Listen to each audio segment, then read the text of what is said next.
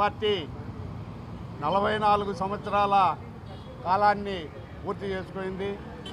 ఆనాడు కాంగ్రెస్ గవర్నమెంట్ అధికారంలో ఉన్నప్పుడు ఆంధ్రుల ఆత్మగౌరవాన్ని ఢిల్లీ నరి రోడ్లలో అవమానపరుస్తున్నారనేసి వాళ్ళు ఏనాడు కూడా ప్రజల క్షేమం గురించి ఆలోచించకుండా వాళ్ళు ఎంతసేపు ఢిల్లీకి పోయి అక్కడే వాళ్ళు రాజకీయాలు చేసుకుంటూ ఉంటే ఆంధ్రప్రదేశ్లో ఉమ్మడి ఆంధ్రప్రదేశ్లో ప్రజలు గోడు చూసే నాయకులు లేక ప్రభుత్వం వాళ్ళని పట్టించుకోలేక బడుగు బలహీన వర్గాలు చాలా ఇబ్బందులు పడుతున్నది చూసి ఆనాడు కీర్తిశేషులు నందమూరి తారక రామారావు గారు పేద బడుగు బలహీన వర్గాల కోసం తెలుగుదేశం పార్టీని స్థాపించడం జరిగింది.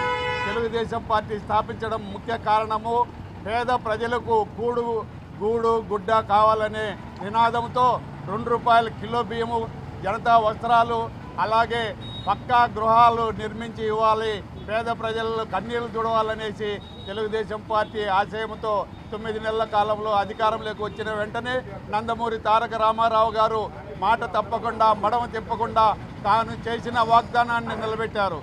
ఆ తర్వాత అధికారంలోకి వచ్చిన చంద్రబాబు నాయుడు గారు కూడా ఈరోజు సంక్షేమము అభివృద్ధి దాని మీదనే ఆయన పరిపాలన కొనసాగిస్తున్నారు. మరి ఆనాడు స్థానిక సంస్థల ఎన్నికలలో మహిళలకు 33% రిజర్వేషన్ కల్పించిండేది నందమూరి తారక రామారావు గారు. మహిళలకు కూడా తల్లిదండ్రుల ఆస్తిలో ఓటా కల్పించిండేది నందమూరి తారక రామారావు గారు. ఆనాడు స్థానిక సంస్థల ఎలక్షన్లో 33% రిజర్వేషన్ కల్పిస్తే ఈరోజు అదే 33% కేంద్రంలో కూడా ఎమ్మెల్యేలు ఎంపీలు అన్నిట్లో కూడా 33% మహిళలకు రిజర్వేషన్ కల్పించాలనేసి అతి తొందరలో బిల్లు కూడా పార్లమెంట్లో పెడుతున్నారు. అంటే ఆనాడు రామారావు గారు చెప్పిన సంక్షేమ పథకాలు ఈనాడు రాష్ట్ర వ్యాప్తంగా కాకుండా దేశవ్యాప్తంగా కూడా అమలు చేస్తున్నారంటే ఆనాడు ప్రజల కోసము బడుగు బలహీన వర్గాల కోసమే తెలుగుదేశం పార్టీ స్థాపించారు. ఆయనకు మేము ఈరోజు ఘనంగా నివాళులు అర్పించి ఆయన పార్టీ స్థాపించినందుకు ఆయన జ్ఞాపకార్థం ప్రతి సంవత్సరము మార్చి 29వ తేదీ మేము జెండా పండుగ జరుపుకుంటున్నాం.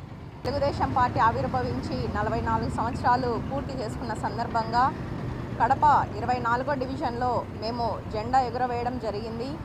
అలాగే ఇప్పుడు ఎన్టీఆర్ గారు పేద ప్రజలకు ఏదైతే కూడు గూడు గుడ్డ అనేసి నినాదంతో ప్రజల్లోకి తీసుకొని వచ్చారో ఇప్పుడు కూడా శ్రీ నారా చంద్రబాబు నాయుడు గారు అదే విధానం కొనసాగిస్తున్నారు. ఆ పార్టీలో ఉన్నందుకు నేను చాలా గర్వంగా ఫీల్ అవుతున్నాను. అలాగే మా నాయకుడు శ్రీ నారా చంద్రబాబు నాయుడు గారు